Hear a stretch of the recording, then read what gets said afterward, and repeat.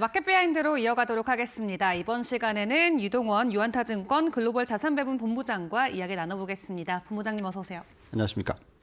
네, 간밤 뉴욕 증시 상황부터 짧게 체크를 해보도록 할 텐데요. 관세 그리고 인플레에 대한 어떤 이슈들을 좀 소화하면서 간밤 혼조세를 보였습니다. 시장 어떻게 보셨나요? 네, 생각보다 상당히 강하죠. 네. 왜냐하면 인플레이션 수치가 굉장히 높게 나왔는데도 불구하고 시작은 엄청나게 하락해서 마이너스 1% 이상 하락해서 시작을 했는데 뭐 거의 다 되돌려서 네. 보합 수준을 기록하면서 시장을 마감을 하고 있습니다.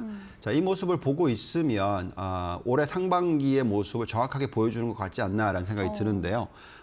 굉장히 빠르게 상승하지도 못하고 또 급락하지도 않고 호재와 악재를 같이 가지고 있는 시장이다 보니까 이런 변동성이 계속 일어나고 있다라고 보시면 될 것 같습니다.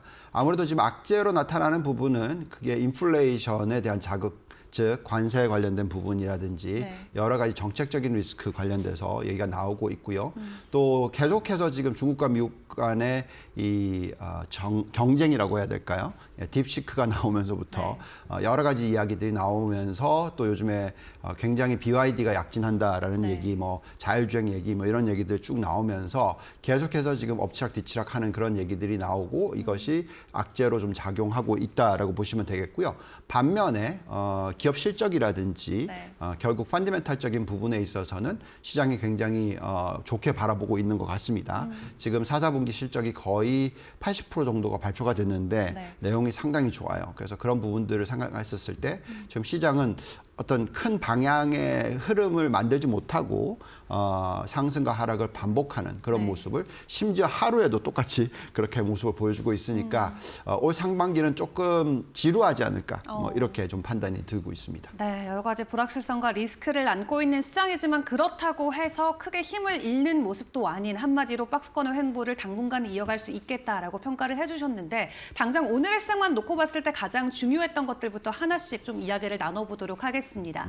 CPI 발표가 됐는데 지금 7개월 만에 다시 3%로 올라왔어요. 트럼프 맞아요. 관세에 대한 어떤 그런 부담감이 실제적으로 적용되기 전부터 벌써 올라오는 모습이 나오는데 우려해야 되는 상황일까요? 자, 이 숫자를 보고 있으면 관세 영향일까 이렇게 걱정을 하시겠지만 그건 아니고요. 계절적인 요소라고 저희는 판단합니다. 그래서 숫자가 어쨌든 예상보다 좀 높게 나왔기 때문에 다들 걱정스러울 수가 있어요. 우선 소비자 물가 CPI를 보시면 예상치가 0.3% 상승 전달 대비였는데 실질적으로 0.5%나 나왔어요. 이걸 곱하기 12하면 6%나 됩니다. 그러니까 굉장히 걱정스러울 수가 있죠. 또 전년 동기 대비 숫자로 보시면 2.9% 예상치인데 3% 살짝 높게 나왔습니다. 그래서 앞자리가 3으로 바뀌었다라는 게 좀 걱정스러울 수가 있겠죠. 더 중요한 건 사실 이제 근원인데요. 근원 숫자가 좀 2%대로 떨어져 줘야 되는데 아직까지도 그런 모습이 나오지 못하고 있어요. 전달 대비 숫자가 0.2% 전망을 했었는데 실제로는 0.4%가 나와버렸고요. 또 전체 전년 동기 대비해서 숫자로 보시면은 3.1% 예상했는데 3.3%. 여전히 3% 위에 있기 때문에 이런 부분이 좀 부담스럽기는 합니다. 자, 여기다가 이제 관세 부분이 지금 이제 예측이 되고 있는 부분인데 이건 이제 앞으로 들어올 거 아니겠습니까? 그 부분을 계산을 하면 지금 현재 관세율이 약 3%대 초반인데 지금 시행하는 것만 하더라도 약 10%대로 올라갈 거고 정말 많이 높아지면은 17%대까지 올라간다. 이렇게 되면은 이제 인플레이션을 자극하는 숫자가 약 1%포인트 정도 더 더해집니다. 그러면 지금 3%에다가 1% 더 더해지면 4% 아니냐? 이러면 진짜 시장 큰일 나요. 근데 제가 볼 때는 이거는 그렇지는 않을 것 같고요. 왜냐하면 지금 현재 숫자는 이 전체 주거비 쪽이 굉장히 큰 비중을 차지하는데 이 부분까지 감안시키면은 관세를 제외한 숫자는 인플레이션이 2%대로 올해 연말이 되면 수렴을 할 겁니다.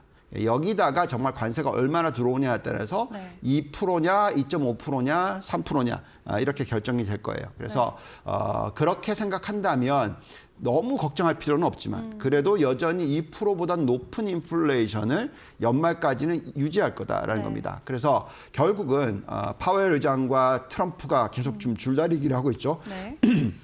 트럼프의 발언은 이 관세 정책을 할 거기 때문에 금리를 내려라라고 얘기를 하고 있고 트럼프는 관세 정책을 하니까 금리를 내릴 수가 없다 이런 거고요. 그래서 결국 지금 현재의 페드 와치를 보시면 올해는 한 차례 정도 금리 내려줄 거다. 언제 올해 7월 정도에 내려줄 거다 지금 예측이 되고 있고요. 그 이외에는 뭐 거의 내리지 않는 수준이죠.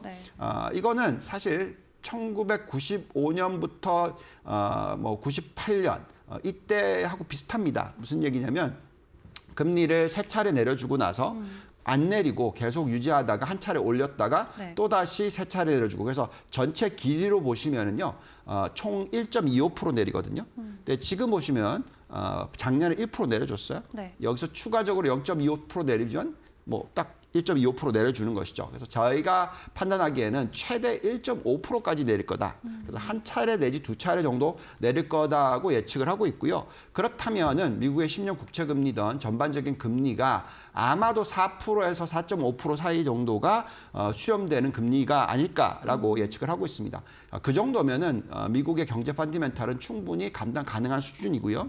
뭐 여러 가지 부분들이 좀 안정적으로 움직일 것 같고 이런 인플레이션 리스크나 금리 리스크가 시장을 끌어내리는 요소로 작용하기에는 시간만 좀 지나가고 나면 익숙해지니까 그렇게 되면 또 하반기에는 결국 펀디멘탈을 쫓아가는 실적을 쫓아가는 장세가 나오지 않을까 이렇게 생각하고 있습니다. 네, 현재 인플레이션 상황 그리고 금리 인하에 대한 상황을 연말까지 놓고 생각을 해봤을 때 어떻게 보면 우리가 예상했던 것보다도 더 안정적인 모습을 계속 보일 수 있다 말씀을 주셨고 그렇기 때문에 우리가 펀더멘털 실적에 집중해야 된다 코멘트 남겨주셨습니다. 자, 그런 가운데 관세 이제 오늘 본격적으로 상호관세 행정명령 사인한다라는 속보 계속 나오긴 하더라고요.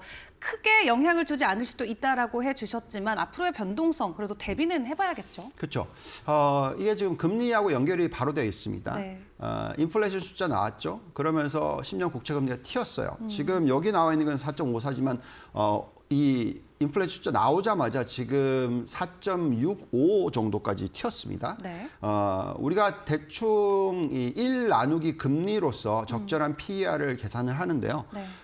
만약에 뭐 5%로 계산하면 PER이 20배로 떨어져야 돼요. 지금 현재의 미국 S&P 500의 PER이 22배입니다. 뭐 그렇다면 10%만 더 빠져야 되는 거죠. 그래서 이 금리가 굉장히 중요하고 결국 관세가 여기에 영향을 미친다라는 것을 감안하셔야 됩니다. 자, 그렇다면 이번 이 관세로서 어떻게 영향을 미치고 있는지 특히 지금 중국과의 경쟁에 있어서의 의미가 있는데요.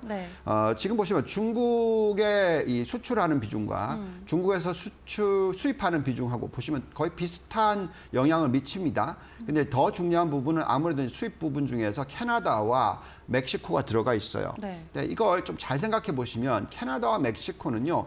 지금 국경 문제 가지고 계속 얘기를 하고 있어요. 그리고 마약 문제를 얘기를 하고 있습니다. 근데 그 마약이 어디에서 수입이 돼서 들어오는지를 대충 경로를 보면은 중국이거든요. 그래서 이게 결국은 중국과의 싸움이다라고 저는 생각하고 있고요. 그렇기 때문에 계속해서 이런 이슈들은 불거져 나올 거다라고 예측을 하고 있습니다. 자, 이런 가운데서 어떤 업종이 가장 저희가 생각할 때 걱정스럽냐 하는 부분에 있어서는 가장 경쟁을 하게 될 거냐 하는 부분은 자동차 부분이 아닐까. 왜냐하면 지금 테슬라와 BYD를 비교하는 성향이 굉장히 커지고 있는 부분이 있습니다. 물론 퀄리티, 그러니까 품질로 따지자면 테슬라가 아무래도 BYD보다 훨씬 높겠죠. 근데 이제 가격의 차이가 워낙 많이 나다 보니까 자, 이런 부분 가지고 이 지금 관세 정책 관련돼서 계속 뭐 얘기가 나올 수가 있겠습니다. 그럼 지금 보시면은 이제 어떤 이 현상이 일어날 거냐면요. 이렇게 되는 거죠. 미국이 지금 보시면은 수입하는 비중이 얼마나 중국으로부터 줄어들었는지 보시면 저기 나오죠. 오렌지색입니다. 그죠? 2018년에는 중국 수입 비중이 21%였던 게 이제 겨우 13.5%일 거고요. 더 낮아질 겁니다. 많이 낮아질 것 같아요. 결국은 그 무슨 얘기냐면 미국은 중국에서 수입하는 것보다는 다른 쪽에서 수입을 하려고 할 것이고요. 그것을 역할을 해주는 국가들, 이것은 아무래도 우리나라도 포함이 될 거고 네. 여러 다른 국가들이 포함이 될 겁니다. 그래서 앞으로 이 양분화 현상, 그러니까 중국과 뭐 친밀한 국가들, 그리고 미국과 친밀한 국가들의 어떤 경쟁이 계속 일어나면서 이런 부분들이 아무래도 이제 영향을 많이 미칠 것 같은데요. 근데 주식시장으로 놓고 보면은 네. 미국과의 연관성이 높은 게 상당히 중요하고요. 미국에서 얘기하는 것은 이제 이런 철강 공장 관련된 부분에 있어서 뭐 가동률이 원래는 80%대이던 게 지금은 70%대 중반으로 떨어졌다라는 얘기를 하면서 이런 관세가 경제 성장률을 7,280억 달러를 확장시키고 280만 개의 일자리를 창출해 줄 것이기 때문에 가계 소득을 5.7% 증가해 줄 거다라고 백악관은 얘기를 하고 있어요. 네. 근데 사실 그거는 그렇게 딱 잘라서 얘기하기는 좀 어렵습니다. 그렇지만 우리가 이런 얘기를 들을 때 기회를 잘 봐야죠. 뭐 우리나라의 현대제철이 지금 미국 남동부에 사업 투자를 검토하는 것처럼 네. 대부분 많은 국가들이 미국에서 공장을 지으려고 하는 부분들도 있을 것이고요. 여러 가지 부분들을 좀 감안하면서 좀 변화가 일어날 것이니까 그만큼 공급망의 변화가 일어날 수 있는 부분을 감안하시고 투자하시는 게 중요할 것 같습니다. 네, 어쨌든 이 모든 움직임은 결국 중국에 초점을 맞추고 나오고 있는 무브먼트다라고 생각을 해볼 수가 있을 것 같은데 어쨌든 피할 수 없는 부분이기 때문에 이 안에서 굉장히 중요하게 전략을 세우는 게 지금은 키포인트가 될 것 같습니다.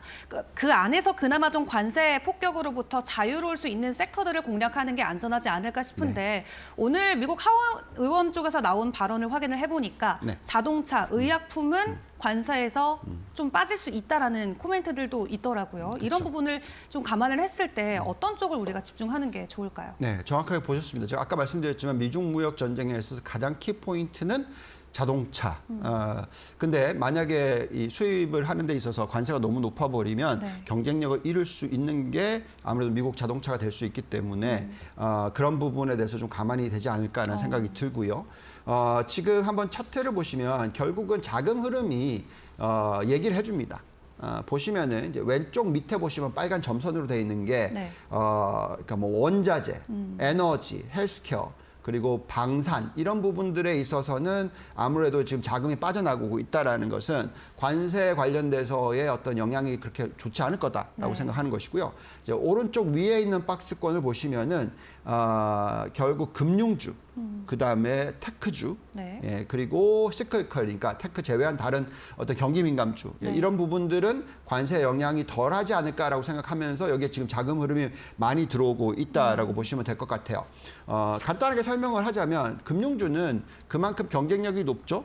그리고 미국 금융주들이 가장 경쟁력이 높다고 다들 인정하는 부분이고요. 네. 근데 그 금융주에 있어서 무슨 관세가 영향이 있을 수가 없겠죠. 예, 그렇기 때문에 이런 쪽은 상당히 많은 사람들이 관심을 가질 수 있을 것 같고요. 그다음에 IT 같은 경우에는 당연히 미국이 경쟁력이 훨씬 더 높습니다. 물론 최근에 들어서 뭐 중국산 AI가 엄청난 경쟁력을 갖고 온다라는 얘기를 하고 있지만 네. 물론 일부 인정은 할 수는 있겠지만 그 격차는 상당히 크다고 생각하고 있고요. 그만큼 또 투자가 많이 들어가고 있고 산업을 많이 확산시킬 수 있는 부분이 이 IT 쪽이다라고 생각하시면 될 것 같습니다. 그다음에 미국의 지금 경제 성장률이 어떻게든 관세를 매기든 뭘 하든 간에 부양 정책을 같이 쓸 것이기 때문에 네. 경기가 좋아질 것 같습니다. 미국의 GDP 성장률이 지금 1, 4분기 전망되고 있는 게 거의 3% 수준이에요. 정말 높은 숫자입니다. 네. 그래서 만약에 그렇다면 경기 민감한 업종들이 좋아질 수 있을 가능성이 충분히 있을 것 같고요. 자, 그렇다면 지금 어닝스 콜을 한번 보시죠. 지금 4, 4분기 실적 발표가 되고 있으면서 네. 이익의 추정치가 긍정적으로 변하고 있는 산업들을 보시면 S&P 500 전체적으로 좋게 나오고 있고요. 매그니피선트 7이 상당히 좋죠. 6.5% 네. 상향 조정되고 있고 나머지 보시면은 이미 소비재, 금융, 그죠? 그리고 통신 가장 높죠. 10.4, 8.7, 8.2. 네. 예, 그래서 이런 업종들에 초점을 맞추시면 좋겠고요.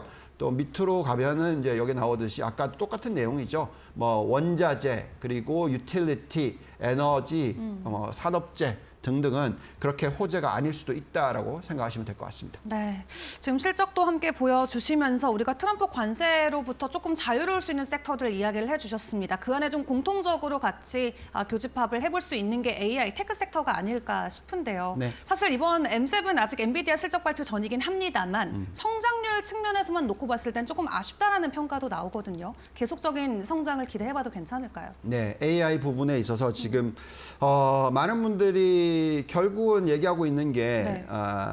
지금 뭐 잘 생각해 보셔야 되는 부분이 이제 딥시크라는 게 딱 나오면서부터 딥시크가 엄청나게 비용을 절감시키고 있다라는 부분에 있어서 얘기도 네. 나왔지만 그만큼 중국이 많이 따라잡았다라고 생각할 수가 있겠잖아요. 네. 예, 그러면서 지금 최근에 보시면은 미국은 좀 주춤주춤하고 증시가 못 오르지만 중국은 테크 위주, 항생 테크라든지 이런 중국 주식들이 제법 많이 상승을 하는 1월, 2월 달을 나타내고 있어요. 그래서 이 부분을 좀 감안하시면서 판단을 해야 될 것 같고요. 네.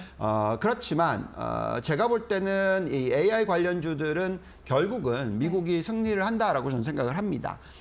그만큼 뭐 여러 가지 분석을 해봤었을 때 네. 미국의 경쟁력이 훨씬 더 높을 것 같고요. 앞으로 또 미국의 소비 시장이라는 것 자체가 워낙 크잖아요. 그렇기 때문에 이제 전 세계로 딱 판단하신다면 네. 자동차가 지금 중국이 잘하고 있죠. 근데 자동차, 전기차를 왜 잘하냐면 전 세계의 시장 중에서 중국이 가지고 있는 전기차 시장이 네. 전 세계의 50%나 된단 말이죠. 그렇기 때문에 여기에 집중 투자를 하고 여기에 경쟁력을 높이다 보니까 가장 판매대 수가 높아졌고 그로 인해서 자본이 더 생기니까 더 투자를 할 수 있고 예, 이런 어떤 선순환 구조를 만드는 쪽이 중국의 자동차인 거죠. 네. 그렇지만 요걸 또 다른 식으로 생각해 보시면 AI라든지 IT 산업으로 놓고 보면은 전 세계의 소비 시장의 50% 이상을 차지하는 것이 미국이란 말입니다. 그래서 이런 AI가 들어오면서 이 소비 시장을 미국이 튼튼하게 갖고 있기 때문에 여기에 경쟁력을 크게 만들어 줄 수 있다라고 생각하시면서 네. 판단하시는 게 중요할 것 같아요. 그래서 이런 부분들을 다 감안하시면서 결국은 아마도 승리자는 미국이 될 거지만 네. 이 과정에서 잘 보시면서 어떤 종목을 투자를 하고 더 늘리고 줄이고 하는 것을 계속해 나가셔야 된다라고 말씀드릴 수 있을 것 같습니다. 네, 알겠습니다. 여전히 중국의 위협은 있지만 AI 그리고 빅테크를 놓고 봤을 때는 미국을 따라오긴 아직까지는 부족한 상황이다 말씀을 주셨고 오늘 또 주식시장 시간의 거래를 확인을 해봤을 때 엔러빈이 호실적과 함께 급등하는 모습을 보여주고 있기도 하잖아요. 네. 앞으로 AI 모멘텀들 조금 더 실적에 우리가 초점을 두고 지켜봐야 될까요? 그렇죠.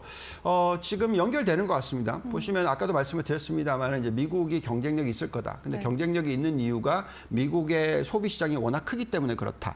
그럼 이제 미국의 소비 시장이 크다라는 것을 연결시키자면 하드웨어 시장이 아닌 소프트웨어 시장이에요. 네. 그러니까 소프트웨어가 서비스를 주는 거니까. 결국은 지금 이번 AI 사이클은 하드웨어에서 소프트웨어로 넘어가는 그 속도가 굉장히 빠릅니다. 과거의 인터넷 사이클과 비교할 수 없을 정도로 3배 정도 빠른 것 같아요. 그렇다면 결국은 지금 미국의 생산성이 굉장히 빨리 높아지고 있다라고 생각하셔야 될 것 같고 또 이것을 리드하는 이 기업들이 아무래도 M7 기업들이고 네. 그 M7 기업들은 하드웨어만 주는 게 아니라 소프트웨어도 주죠. 그쵸. 그리고 여기서 이제 또 다른 기업들 방금 말씀하셨던 이런 앱러빙 같이 광고 관련된 AI 서비스를 해주는 네. 회사잖아요. 그러면서 성장률이 지금 자그마치 어마무지합니다. 뭐 전년 동기 대비해서 48% 이렇게 성장을 하는 네. 매출만 놓고 보더라도 그러니까 이런 식의 어떤 엄청난 성장을 보여주는 그런 기업들이 계속 나올 겁니다. 네. 그래서 이런 쪽을 초점을 맞추시면서 실적과 연결되면서 보시면은 상당히 높은 수익률이 나오지 않을까라는 네. 기대를 가질 수 있을 것 같아요. 여전히 AI 안에서 추가적인 성장이 기대되는 기업들 충분히 많이 있기 때문에 여러분들도 잘 발굴을 해보시면 좋을 것 같고요. 그리고 최근 자산군 안에서 또 굉장히 크게 이슈가 되는 게 금이 아닐까 싶습니다. 그래서 네. 3,000달러를 정말 코앞에 두고 있는 상황인데 중국에서는 뭐 금을 사기 위해서 4시간 동안 줄을 서서 기다리고 있다라는 뉴스들도 계속 전해지고 그렇죠. 있어요. 다만 간밤엔 이제 종전에 대한 좀 어떤 우려감이 금값에는 약보합권으로 좀 작용되는 이슈처럼 됐는데 앞으로 금의 변동성은 어떻게 보실까요? 네. 자, 이 부분이 좀 잘 생각해 보시면은요. 네. 이것도 미중 무역 전쟁과 연결돼서 패권 싸움과 연결돼 있다고 생각하셔야 돼요. 네네. 자, 간단하게 설명을 드리자면 비트코인이라는 가상화폐가 나왔어요. 그러면서 지금 미국 쪽은 비트코인을 전체적으로 좀 활용을 하려고 하는 영향이 나왔고요. 중국 같은 경우는 처음에는 굉장히 많은 분들이 이렇게 비트코인을 캐는 데 초점을 맞췄다가 네. 중앙 정부에서 딱 맞고 나서부터 이제 코인 쪽은 완전히 죽었단 말이죠. 그러면 어디에 지금 중앙은행이 연결시키냐면 지금 중앙은행이 좀 많이 힘들죠. 왜냐하면 금리를 거의 1%대까지 떨어뜨려 놨는데도 많이 지금 중국이 힘들었었잖아요. 네. 네, 그러면서 결국 중앙은행의 리저브 커런시죠. 그러니까 그래서 대체 자산으로서 쓰고 있는 게 금입니다. 그래서 중앙은행 중에서 금을 가장 많이 사고 있는 국가가 중국인 거죠. 그러면서 이제 주가를 계속 끌어올렸습니다. 근데 이게 좀 맞물렸던 거는 두 가지 요소가 생겼어요. 왜냐하면 가상화폐 시장에 있어서 우리가 얘기하는 AI가 들어오면서 네. 그 컴퓨터 양자 컴퓨터가 네. 들어오면은 이거 언제든지 이게 암호화폐가 깨질 수 있다. 뭐 이런 성향이 있을 수 있잖아요. 그러면서 가상화폐 시장이 흔들렸단 말이죠. 그러니까 금이 또 상대적으로 좋아 보이는 거고 이게 또 이제 미국과 중국과의 이제 경쟁 상황에서 또 걱정스러운 부분들을 얘기를 하고 있는 거죠. 그래서 이것도 계속되는 어떻게 보면 싸움이다라고 보시면 되겠고요. 근데 이것을 크게 영향을 미칠 수 있는 두 번째 요소는 결국 인플레이션입니다. 그러니까 물가가 높게 유지되면 될수록 금 가격은 계속 올라갈 수가 있어요. 네. 근데 만약에 물가가 하향 안정화된다라고 하면 금 가격은 더 이상 올라가기 어렵습니다. 예, 그래서 이 부분을 좀 잘 감안하셔야 될 것 같고요. 그렇지만 어쨌든 간에 대체 자산에서의 어떤 투자 비중은 전체의 글로벌 포트폴리오의 5% 최소, 맥시멈 10%까지는 네. 가져가시는 전략이 좋지 않을까라고 생각이 들고 여기서 쓰여져야 되는 두 개를 얘기하자면 네. 금과 비트코인 딱 요 두 개다라고 네. 말씀을 드릴 수 있을 것 같습니다. 네, 알겠습니다. 인플레이션을 놓고 금의 가격도 계속 변동성을 보일 수 있다는 거 주의를 잘 해보시면 좋을 것 같고요. 대체자산 비중 5에서 10%로 알려주셨는데 나머지 포트폴리오 지분을 그럼 어떻게 좀 챙겨가면 좋을까요? 네. 자, 지금 현재 보시면은 이제 비트코인을 5%나 뭐 금 다 더해서 5% 정도 들고 가신다면 나머지는 여전히 주식 80%입니다. 그리고 채권은 15%만 가져가시는 게 좋겠고요. 왜냐하면 채권 금리가 올라가면 안 좋다고 얘기했잖아요. 네. 채권 금리가 올라가면은 대체 자산은 계속 올라가요. 예, 아까도 말씀을 드렸지만 인플레이션이 떨어져야 되기 때문에 네. 그래서 채권 가격이 안 좋아지면은 오히려 대체 자산이 좋아지기 때문에 이쪽과에 왔다 갔다 하는 것이고요. 사실 주식은 결국 뭐냐면 경제 성장률과 펀디멘탈입니다. 펀디멘탈이고 하면 이익 증가율. 수익이 어떻게 나오느냐 하는 네. 부분인데 수익이 굉장히 좋을 것 같다라고 생각이 들고요. 그렇다면 이제 선진국과 신흥국으로 놓고 봤을 때 가장 중요한 부분은 아무래도 미국이죠. 왜냐하면 미국의 지금 전체 MSCI 월드로 계산하시면 미국 비중이 거의 74%입니다. 그렇기 때문에 75%는 들고 가셔야 되고요. 네. S&P 500의 실적을 발표하고 있는데 내용 들여다보시면은 자그마치 4, 4분기가 전년도 동기 대비해서 16.4%나 이익 증가가 나타나고 있어요. 이 정도 이익이 늘어나면 주가가 올라야 됩니다. 근데 지금 못 오르고 있잖아요. 네. 결국 인플레이션이 영향을 미치고 있다고 생각하시면 될 것 같고 근데 연말로 갈수록 인플레이션이 안정이 된다 그러면 미국 증시는 굉장히 큰 폭의 상승을 할 수 있는 그런 여건이 만들어지기 때문에 미국에 투자를 하셔야 됩니다. 여기서 이제 업종별로 얘기를 하자면 결국은 미국 쪽을 초점을 맞추고 일본의 비중도 가져가야 되는 이유가 뭐냐면 그 IT 산업 특히 AI의 혁신 앞으로 우리가 도래할 시대는 이노베이션의 시대입니다. 혁명의 시대라고 얘기할 수가 있겠죠. 네. 혁신의 시대라고 얘기할 수가 있겠죠. 그래서 이런 쪽에 있어서는 아무래도 하드웨어와 소프트웨어 투자를 하시는 게 중요하겠고 전체 글로벌 포트폴리오의 70%를 거의 65%를 IT 업종에 투자를 하시자라는 말씀을 드려봅니다. 네, 좋습니다. 여기까지 유한타증권 유동원 본부장과 시장 이야기 함께 나눠봤습니다. 고생하셨습니다. 감사합니다.